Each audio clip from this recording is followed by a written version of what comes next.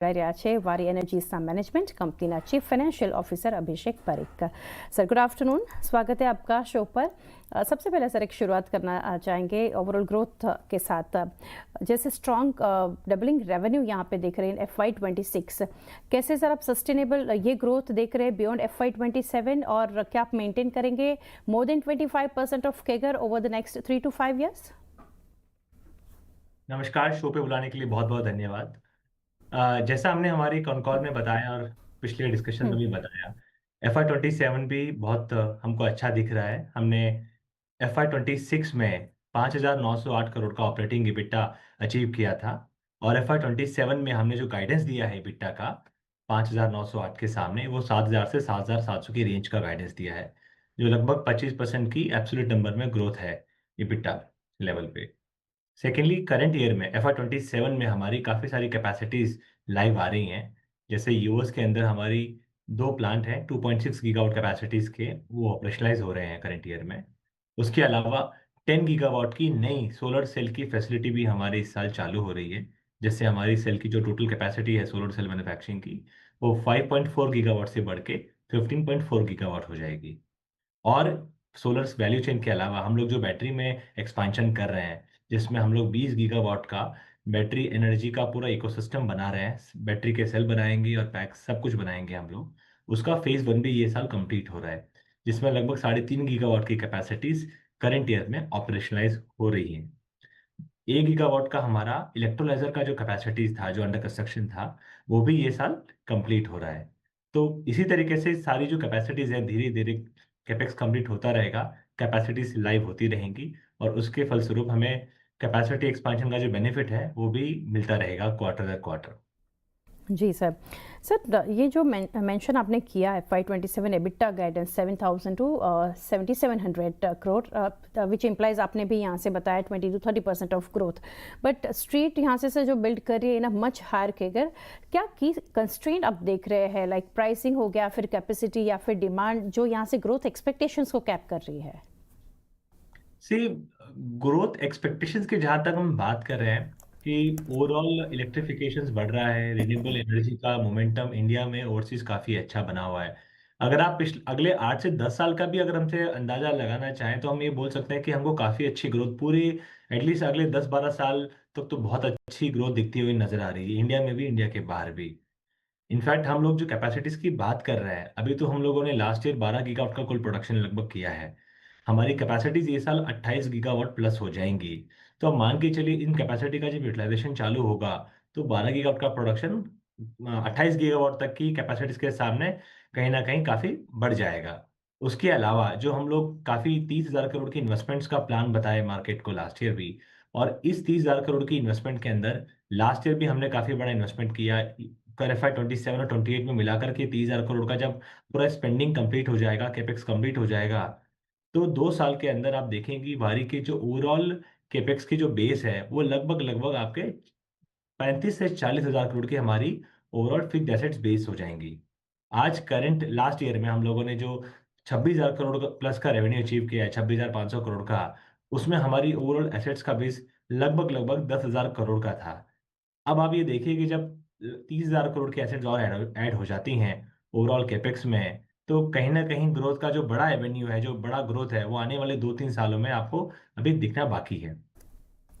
जी, तो मार्जिन्स के फ्रंट पर जानना चाहेंगे सर, और प्रॉफिटेबिलिटी जैसे ड्रॉप देख रहे हैं मार्जिन्स में, तो क्या यहाँ से कंपनी लेवर्स यहाँ से लेगी to bring margins back about 20%, like backward integration हो गया, ऑपरेटिंग लेवरेज या फिर बेटर एक्सपोर्ट रियलाइजेशन, वो समझना चाहेंगे। तो हम पहले बैकवर्ड इंटीग्रेशन पे बात करते हैं। मैंने जैसा बताया कि हमारी 10 गीगावाट की सेल की कैपेसिटी सोलर सेल की ये साल एडिशनली स्टार्ट हो रही है। टोटल सेल कैपेसिटी 15 गीगावाट हो जाएगी, जिससे हमारा ओवरऑल कॉस्ट ऑफ जो गुड्स है वो कम हो जाएगा, बिकॉज रॉ मटेरियल की जो हमारी डिपेंडेंसी है सोलर सेल की, वो काफ़ी कम हो जाएगी, इंडिजिनाइज हो जाएगा। हम लोग जब इसका इंगट और वेफर का कंस्ट्रक्शन हम लोगों ने स्टार्ट किया पिछले क्वार्टर में, इसका 10 गीगावाट का जो प्लांट है महाराष्ट्र में नागपुर जिले में काम चालू हो गया है। इसका भी अगले लगभग 12 से 15 महीनों के अंदर जब प्रोडक्शन चालू हो जाएगा, सो हमारी फर्दर जो सप्लाई चेन की डी रिस्किंग है वो हो जाएगी। सप्लाई चेन हमारा काफ़ी स्ट्रांग हो जाएगा।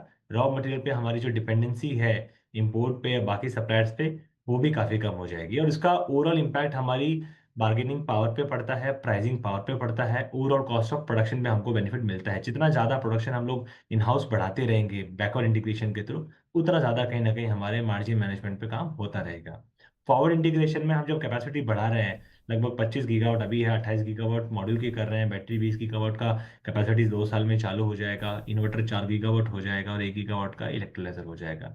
तो इनका भी हमको ओवरऑल रियलाइजेशन में बेनिफिट मिलेगा, क्योंकि हमारे नए नए प्रोडक्ट्स लॉन्च हो रहे हैं। ट्रांसफार्मर भी ये साल की नई कैपेसिटी जो है 16,000 MVA की नई चालू हो रही है हम्म। FY 2027 में। तो इससे भी हमें कस्टमर का सेगमेंट भी नया हमारे लिए खुलता रहेगा, प्रोडक्ट मिक्स का बेनिफिट मिल रहा है, हायर रियलाइजेशन का बेनिफिट मिलेगा, यूएस मार्केट में ज़्यादा प्रोडक्शन का बेनिफिट मिलेगा। जी, एबिटा के फ्रंट पर सर जानना चाहेंगे यहाँ से अभिषेक सर, इंडस्ट्री एबिटा एक्सपेक्टेशंस जो है टू मॉडरेट, तो आप कैसे प्लान कर रहे हैं to defend per unit profitability amid global over supply? See, globally जो हम लोग डिमांड देख रहे हैं, जैसे लास्ट ईयर लगभग 550 से 600 गीगावाट की ओवरऑल ग्लोबल इंस्टॉलेशन हुए हैं टोटल। और जो हम लोग देख रहे हैं ग्रोथ यहाँ से, हमको लगता है अगले 8 से 10 सालों में ये लगभग 1 टेरावाट के ऊपर का जो है ग्लोबल इंस्टॉलेशन हो जाएगा। तो ग्रोथ तो अभी हम लोग काफी देखने वाले हैं ओवरऑल इंस्टॉलेशन में। जहां तक बात है ओवर कैपेसिटीज की, हम्म। सो हम लोगों को मार्केट दो तरीके से समझना चाहिए।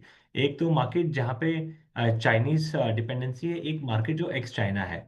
आज एक्स चाइना का जो मार्केट है, जिसमें एक भारत का मार्केट है, अमेरिका का एक मार्केट है, उसके अलावा यूरोप में भी काफी सारा चाइना प्लस वन स्ट्रेटेजी के तहत नया मार्केट खुल गया है नॉन चाइनीज सप्लायर के लिए। सो आज अगर मैं 600 गीगावाट के सामने बोलूँ तो लगभग 150 से 200 गीगावाट एक ऐसा मार्केट है जहाँ पे नॉन चाइनीज सप्लायर्स के लिए काफी बड़ा एक मार्केट खुल रहा है। अभी तो हम लोग जो बात कर रहे थे इंडिया और यूएस की बात कर रहे थे, बट अभी यूरोप का मार्केट और गोइंग अहेड मिडिल ईस्ट का मार्केट भी कहीं ना कहीं ओवरऑल इंडियन मैन्युफैक्चरर्स के लिए ओपन अप हो रहा है। सो ग्रोथ के एवेन्यूज कहीं ना कहीं बढ़ते दिख रहे हैं हम लोगों को ओवरऑल मार्केट के परस्पेक्टिव से। जी सर, एक्सपोर्ट्स साथ ही जियोपॉलिटिकल रिस्क पे कुछ जानना चाहेंगे। सबसे पहले तो विथ 33% रेवेन्यू जो कि है एक फ्रॉम एक्सपोर्ट विथ FY 26 अगर बात करें तो क्या टारगेट है sir export mix for FY 27, और कौन सी जियोग्राफीज यहाँ से ग्रोथ को ड्राइव करेगी? हमने रेवेन्यू मिक्स का गाइडेंस नहीं दिया, लेकिन मैं आपको ये बता सकता हूँ कि जैसे हम लोगों ने लास्ट ईयर 33% के आसपास ओवरऑल ओवरसीज रेवेन्यू किया, इसमें दोनों रेवेन्यू शामिल होते हैं। हम इंडिया से जो एक्सपोर्ट्स करते हैं वो, प्लस यूएस में जो लोकल मैन्युफैक्चरिंग करके यूएस में डिस्ट्रीब्यूशन करते हैं, वो दोनों ही रेवेन्यू इसमें काउंट होते हैं। क्योंकि हमारी यूएस की कैपेसिटी ये साल 1.6 गीगावाट से बढ़ के 4.2 गीगावाट ऑपरेशनल हो रही है। सो इसका बेनिफिट हमें कहीं ना कहीं यूएस के लोकल प्रोडक्शन में दिखाई देगा हायर प्रोडक्शन के तहत। एक्सपोर्ट्स तो जिस गति से चालू था वैसे चालू ही है, नए एक्सपोर्ट्स के ऑर्डर्स भी आ ही रहे हैं। उससे भी ज़्यादा ज़रूरी ये है कि एक्सपोर्ट्स के जो एवेन्यूज थे इंडिया के लिए यूएस के अलावा, जैसा मैंने बताया यूरोप का मार्केट, मिडिल ईस्ट का मार्केट, वो अभी हमको लग रहा है काफ़ी जल्दी ऐड हो जाएगा। तो उससे उसके एक्सपोर्ट्स के एवेन्यूज भी इंडिया के लिए काफ़ी बढ़ जाएंगे। राइट। ऑर्डर बुक सर एक डिक्लाइन होती हम देख रहे हैं सर, उनकी बेसिस अगर देखें तो ये इसके पीछे से क्या रीज़न है वो समझना चाहेंगे। Is it due to execution या फिर डिलेज इन ऑर्डर इनफ्लो या कोशिश क्लाइंट कमिटमेंट्स, वो समझना चाहेंगे। सी, जैसे इंडस्ट्री में क्या होता है, काफी बड़े ऑर्डर्स हैं जिनके जो डिसीजन आने में 3 से 6 महीने लग जाते हैं। तो कुछ एक क्वार्टर में आपको दिखाई देगा कि काफी बड़े जो ऑर्डर्स का क्लोजर होता है जिस पर्टिकुलर क्वार्टर में, उस क्वार्टर में आपको काफी अच्छी बढ़त भी दिखाई देती है ओवरऑल ऑर्डर की। बट अगर हमें ऑर्डर बुक का ट्रू असेसमेंट करना है, तो जो ईयर ऑन ईयर कंपैरिजन है ऑर्डर बुक का, कि लास्ट ईयर में हमारी ऑर्डर बुक ओवरऑल क्या थी, लगभग 40,000 करोड़ थी। क्लोजिंग ऑर्डर बुक हम लोगों ने 53,000 करोड़ की करी है। और इस 53,000 करोड़ की ऑर्डर बुक में हमारी जो रिटेल का मार्केट है, जो लगभग हमारी सेल्स का 20% है, वो शामिल नहीं होता। अगर आप उसको ऐड कर देंगे तो ऑर्डर बुक आपको और काफी बड़ी दिखाई देगी, और ईयर ऑन ईयर लेवल पे ऑर्डर बुक का ग्रोथ भी लगभग 30 से 35% हुआ है। बावजूद इसके हमने 26,000 करोड़ का रेवेन्यू बुक किया है, और स्टिल जो हमारी नेट ऑर्डर बुक है वो लगभग 30% से ज्यादा बड़ी है। सो ओवरऑल आप ग्रॉस ऑर्डर का इंटेक देखेंगे तो नंबर काफी बड़ा है। 40,000 करोड़ का ऑर्डर बुक 53,000 करोड़ होना ईयर में, और उसके अलावा 26,000 करोड़ का हमने रेवेन्यू भी दर्ज किया है FY 26। राइट तो right overall order book intake is very high. Sir. Capacity expansion के फ्रंट पर से जानना चाहेंगे और एग्जीक्यूशन भी मॉड्यूल कैपेसिटी अगर देखें है सेरेमटप 2 और 4.2 गीगावाट। सर क्या यूटिलाइजेशन लेवल हम देख रहे हैं करेंटली और कितना क्विकली अपस्केल कर पाएंगे फर्दर?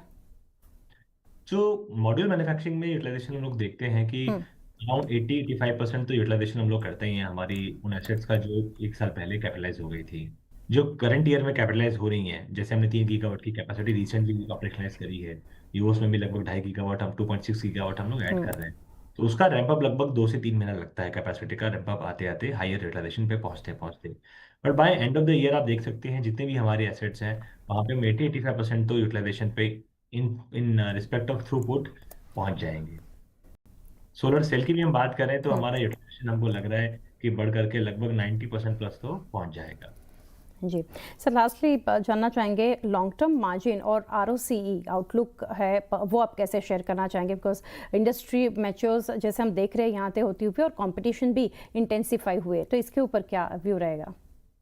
क्योंकि ओवरऑल इंडस्ट्री में मेच्योरिटी बढ़ रही है, हायर कैपेक्स की डिमांड बढ़ती हुई जा रही है। मेक इन इंडिया कैंपेन के तहत, सरकार की पॉलिसी के तहत लोकल मैन्युफैक्चरिंग को बहुत बढ़ावा मिल रहा है।